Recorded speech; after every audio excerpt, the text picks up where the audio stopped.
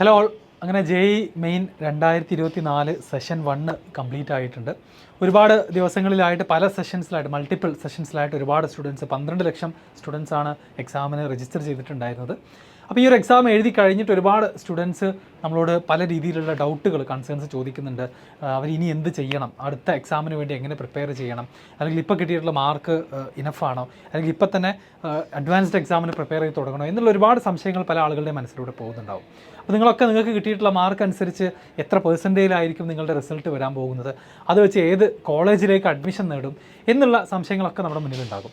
അപ്പോൾ എന്താണ് ഇനി അങ്ങോട്ട് JEE മെയിൻ സെഷൻ 1 കഴിഞ്ഞു, ഇനിയുള്ള ഏതാനും മാസങ്ങളിൽ ഏപ്രിലാണ് നമുക്കറിയാം സെഷൻ 2 വരുന്നത്, അത് കഴിഞ്ഞിട്ട് മെയ് എൻഡിൽ നമുക്ക് JEE അഡ്വാൻസ്ഡ് എക്സാം വരുന്നുണ്ട്. അപ്പോൾ അതിലേക്ക് ഇനി എന്ത് ചെയ്യാൻ പറ്റുമെന്നുള്ളതാണ് ക്രൂഷ്യലായിട്ടുള്ള ക്വസ്റ്റ്യൻ. അപ്പോൾ അതിൽ നിങ്ങളുടെ മുന്നിൽ ഇപ്പോൾ നിങ്ങൾ +2 പഠിച്ചുകൊണ്ടിരിക്കുന്ന കുട്ടികളാണെന്നുണ്ടെങ്കിൽ നിങ്ങളുടെ മുന്നിലുള്ള ഒരു ചാലഞ്ച് എന്ന് പറയുന്നത് മാർച്ചിൽ വരുന്ന ബോർഡ് എക്സാമാണ്. അതിൻ്റെ കൂടെ ഒരുപാട് ലാബ് എക്സാമുകൾ, പ്രാക്ടിക്കൽ എക്സാംസ്, അങ്ങനത്തെ ഒരുപാട് കടമ്പകൾ അതിൻ്റെ കൂടെ ഉണ്ടായിരിക്കും.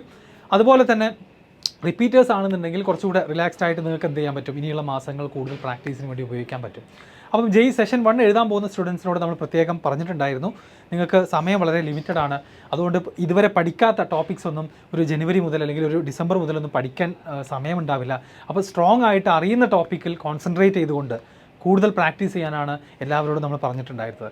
പക്ഷേ ഇനി നമ്മുടെ മുന്നിൽ ഫെബ്രുവരി, മാർച്ച് ആൻഡ് ഏപ്രിലെ കുറച്ച് ദിവസങ്ങൾ 2 മാസത്തിൽ കൂടുതൽ അവൈലബിൾ ആണ് JEE മെയിൻ സെഷൻ 2 പ്രിപ്പയർ ചെയ്യാൻ വേണ്ടിയിട്ട്. പക്ഷേ പ്രിപ്പറേഷനെ കുറിച്ചൊക്കെ ആലോചിക്കുന്നതിന് മുൻപ് ആദ്യം നിങ്ങൾ ചെയ്യേണ്ട കാര്യം സെഷൻ 1 എക്സാമിൽ നിങ്ങളുടെ പെർഫോമൻസ് കൃത്യമായിട്ട് ഇവാലുവേറ്റ് ചെയ്യുക എന്നുള്ളതാണ്. ഓരോ സബ്ജക്റ്റിലും നിങ്ങൾ എന്ത് ചെയ്തു, നിങ്ങളുടെ സ്ട്രെങ്ത്തും വീക്ക്നെസ്സും നിങ്ങൾ ചെക്ക് ചെയ്യണം. ഏതൊക്കെ ക്വസ്റ്റ്യൻസാണ് നിങ്ങൾ തെറ്റിച്ചത്, ഏതൊക്കെ ക്വസ്റ്റ്യൻസ് തീരെ ടച്ച് ചെയ്യാനേ പറ്റാതെ പോയിട്ടുണ്ട് എന്നുള്ള കറക്റ്റ് അനാലിസിസ് എന്ത് ചെയ്യണം നിങ്ങൾ ചെയ്യണം. അപ്പോൾ നിങ്ങൾ ശരിയായ ചോദ്യങ്ങൾ ഏതൊക്കെയാണ് എന്നുള്ളത് നിങ്ങൾ നോക്കണം. നിങ്ങൾക്ക് തെറ്റിപ്പോയ ക്വസ്റ്റ്യൻസ് ഏതൊക്കെയാണ്, തെറ്റിപ്പോയതിൽ തന്നെ അല്ലെങ്കിൽ ആൻസർ ചെയ്യാതെ വിട്ടുപോയതിൽ തന്നെ നിങ്ങൾ ഒട്ടും പഠിക്കാത്തത് കൊണ്ട് ചെയ്യാൻ പറ്റാത്തതാണോ, അല്ലെങ്കിൽ അറിയുന്ന ക്വസ്റ്റ്യൻസിൽ തെറ്റ് പറ്റിയിട്ടുണ്ടോ എന്നുള്ള കാര്യങ്ങൾ നിങ്ങൾ കൃത്യമായിട്ട് ചെയ്ത് നോക്കണം. കോൺസെപ്റ്റ് അറിയാത്തത് കൊണ്ടാണോ ചെയ്യാൻ പറ്റാത്തത്, അല്ലെങ്കിൽ കാൽക്കുലേഷൻ അറിയാത്തത് കൊണ്ടാണോ, അല്ലെങ്കിൽ ഫൈനൽ സ്റ്റെപ്പിൽ എവിടെയെങ്കിലും കെയർലെസ് മിസ്റ്റേക്ക് വരുത്തിയിട്ടാണോ നിങ്ങളുടെ ആൻസർ തെറ്റിപ്പോയത്, ഇതൊക്കെ നിങ്ങൾ ചെക്ക് ചെയ്യേണ്ട കാര്യമാണ്. അങ്ങനെ ഒരു ഡീറ്റെയിൽഡ് അനാലിസിസ് നിങ്ങൾ നടത്തണം. നമ്മൾ എത്രയൊക്കെ മോക്ക് എക്സാം എഴുതി എന്ന് പറഞ്ഞാലും ആക്ച്വൽ എക്സാമിൽ നിന്ന് കിട്ടുന്ന ആ ഒരു എക്സ്പീരിയൻസ് അല്ലേ, അത് വേറെ ഒരു മോക്ക് എക്സാമിൽ നിന്നും നിങ്ങൾക്ക് കിട്ടിയിട്ടുണ്ടാവില്ല. ആ ഒരു എക്സ്പീരിയൻസിൽ നിന്ന് മാക്സിമം കാര്യങ്ങൾ പഠിച്ചുകൊണ്ട് നമ്മൾ സെക്കൻഡ് എക്സാമിന് പ്രിപ്പയർ ചെയ്യുക എന്നുള്ളതാണ് നിങ്ങൾക്ക് ചെയ്യാനുള്ളത്. ക്വസ്റ്റ്യൻ പേപ്പറുകളെല്ലാം പലതും ചെക്ക് ചെയ്തു. അപ്പോൾ നമുക്ക് മനസ്സിലാക്കാൻ പറ്റിയ കാര്യം കഴിഞ്ഞ വർഷങ്ങളിലേക്കാളൊക്കെ കുറച്ചും കൂടെ എന്താണ് ഈസിയർ ആയിക്കൊണ്ടിരിക്കുകയാണ്.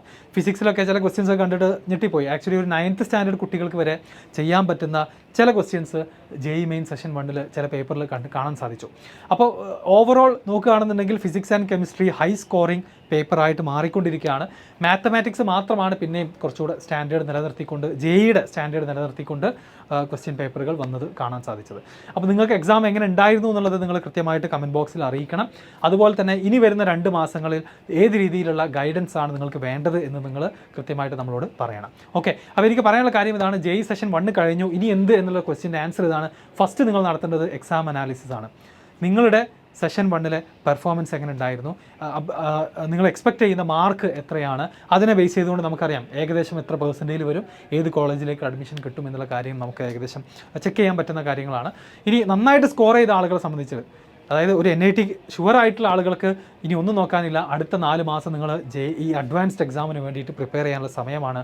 ഇനി നിങ്ങൾ മെയിൻസിനെ കുറിച്ച് ആലോചിക്കേണ്ട ആവശ്യമില്ല, കാരണം അത് ഓൾറെഡി നിങ്ങൾ സെക്യൂർ ചെയ്ത് വെച്ചിട്ടുണ്ട്. ഇനി അങ്ങോട്ട് നിങ്ങൾ അഡ്വാൻസ്ഡ് എക്സാമിന് വേണ്ടിയിട്ട് അഡ്വാൻസ്ഡ് എക്സാം ലെവലിലുള്ള ചോദ്യങ്ങൾ ഓരോ സബ്ജക്റ്റിലും ചെയ്ത് തുടങ്ങേണ്ട സമയമാണ്. അല്ലാത്ത ആളുകൾ, മാർക്ക് കുറഞ്ഞ ആളുകൾ, ഡെഫിനറ്റ്ലി നിങ്ങളുടെ എയിം എന്ത് തന്നെ ആയിരിക്കണം, JEE മെയിൻ സെഷൻ 2 തന്നെ ആയിരിക്കണം. ഇപ്പോൾ നിങ്ങൾ കണ്ടു ആക്ച്വലി പേപ്പർ എങ്ങനെയുണ്ട്.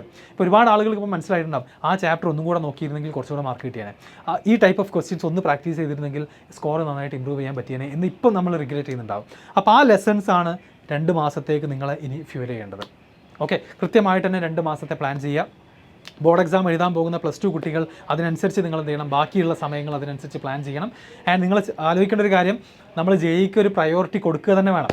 അത് ബോർഡ് എക്സാമൊക്കെ കഴിഞ്ഞ് ലാബ് എക്സാമൊക്കെ കഴിഞ്ഞിട്ട് JEE എഴുതുക എന്നുള്ളതായിരിക്കരുത് നിങ്ങളുടെ പ്രയോറിറ്റി. JEEക്ക് അത്യാവശ്യം നല്ല പ്രയോറിറ്റി തന്നെ നിങ്ങൾ കൊടുക്കണം. ബോർഡ് എക്സാമിൽ ഒരു 10-20 മാർക്ക് കുറഞ്ഞാൽ പോലും, എന്നാൽ JEEയിൽ ഒരു 10-20 മാർക്ക് കൂടുതൽ കിട്ടിക്കഴിഞ്ഞാൽ ആ ഒരു ഡിഫറൻസ് ഭയങ്കര വലുതാണ്. ബോർഡ് എക്സാമിൽ ഒരു 10 മാർക്ക് കുറഞ്ഞാൽ നമുക്കറിയാം വലിയൊരു ഇമ്പാക്റ്റ് ഒന്നും ഉണ്ടാകാൻ പോകുന്നില്ല. പക്ഷേ JEEക്ക് ഒരു 10 മാർക്ക് അല്ലെങ്കിൽ 20 മാർക്ക് കൂടുതൽ സ്കോർ ചെയ്യാൻ സാധിച്ചാൽ അതായിരിക്കും നിങ്ങൾക്കൊരു പ്രൈവറ്റ് കോളേജും NIT എന്ന് പറയുന്ന NIT പോലുള്ള പ്രീമിയർ സ്ഥാപനങ്ങളിലേക്കുള്ള അഡ്മിഷൻ തമ്മിൽ ഡിഫറൻസ് ഉണ്ടാക്കാൻ പോകുന്നത്. അപ്പോൾ ഈ കാര്യങ്ങളെല്ലാം മനസ്സിൽ വെച്ചുകൊണ്ട് തന്നെ സെഷൻ 2 പ്രിപ്പയർ ചെയ്യാം. എന്തെങ്കിലും സംശയങ്ങളോ മറ്റൊക്കെ ഉണ്ടെന്നുണ്ടെങ്കിൽ നമ്മുടെ കമൻറ്റ് ബോക്സിൽ നിങ്ങൾ അറിയിക്കണം. നമ്മുടെ IITians തന്നെ ഗൈഡ് ചെയ്യുന്ന മെൻറ്റർഷിപ്പ് പ്രോഗ്രാമിൽ ഒരുപാട് പേര് പങ്കെടുത്തിട്ടുണ്ടായിരുന്നു. സോ അതുപോലത്തെ സെഷൻസും അതുപോലത്തെ ഇൻ്റർവ്യൂസും ഒക്കെ നിങ്ങൾക്ക് വേണ്ടിയിട്ട് പ്ലാൻ ചെയ്യുന്നുണ്ട്. സോ എല്ലാവരും ഈ വീഡിയോ JEE ആസ്പയർ ചെയ്യുന്ന സെഷൻ 2 എഴുതാൻ പോകുന്ന നിങ്ങളുടെ ഫ്രണ്ട്സിനും ക്ലാസ്മേറ്റ്സിനും ഒക്കെ ഷെയർ ചെയ്ത് കൊടുക്കുക. ചാനൽ സബ്സ്ക്രൈബ് ചെയ്യുക. ഒരുപാട് യൂസ്ഫുൾ ആയിട്ടുള്ള കോണ്ടൻറ്റ് ഇനിയും ഈ ചാനൽ റിലീസ് ചെയ്യുന്നതാണ്. Thank you.